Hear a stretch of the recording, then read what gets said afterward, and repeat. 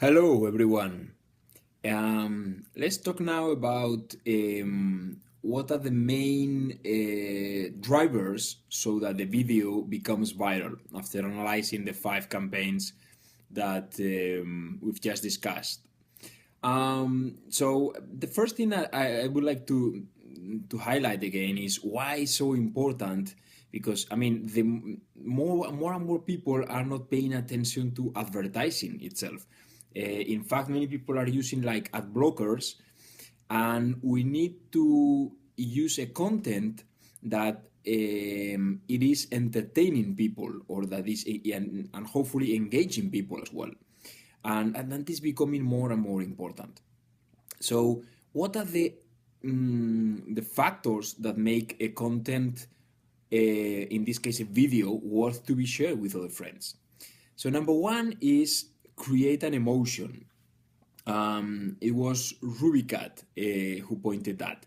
That emotion can be, as Connie, you were suggesting, can be humor, can be doing something irrelevant, like in the Will It Blend campaign.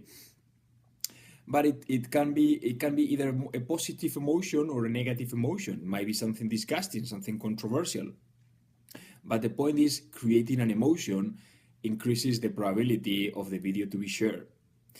Number two is doing something unexpected, surprising your audience, something memorable. Okay, and I get that, Connie, you pointed out in the Will It Blend campaign as well. That is a way to differentiate your video from the thousands and millions of videos that are out there in the internet, especially in YouTube. Number three, very important, is viral marketing is all about telling a story. So sometimes the brand or the product is in the video, sometimes it's not. We've seen examples in which, for example, the Will It Blend campaign, the brand and the product are all the time there, and they even talk about the most important attribute of that product, which is the robustness of the blender. But the point is, it does not sound like an ad. It's a story in which the product and the brand fit very well. In some other cases, like in the DAF campaign, they are shown just at the end. In some others, like in the jeans campaign, Levi's campaign actually, it's not shown, but in this case, this campaign was like a teaser that they launched before going for a more formal campaign on TV. And I go back to point number 6, which is in the Levi's campaign, they work with a concept that is called professional amateurism, which is I create a video that is done by professionals, as Maria you very well researched, and it's recorded in low quality in purpose so that it looks like homemade. So that during this video in the jeans campaign, they play with the doubt whether this is a professional video or this is just a bunch of guys doing crazy things on the street.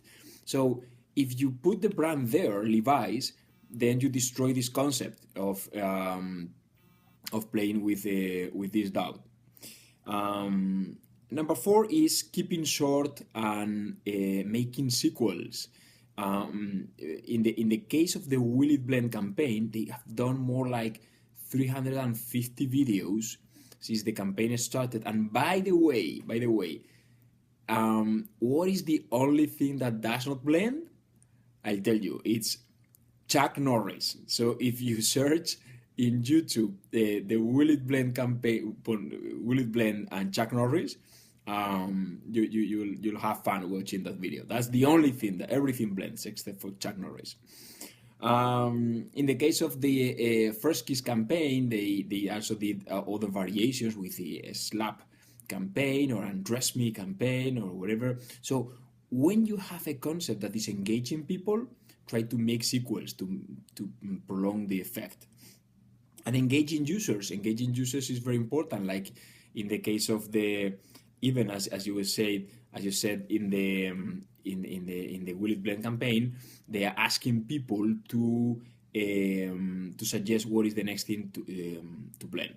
So there are no golden rules for making a content viral. In fact, we said in the beginning that it's quite unpredictable whether something is going to be viral or not.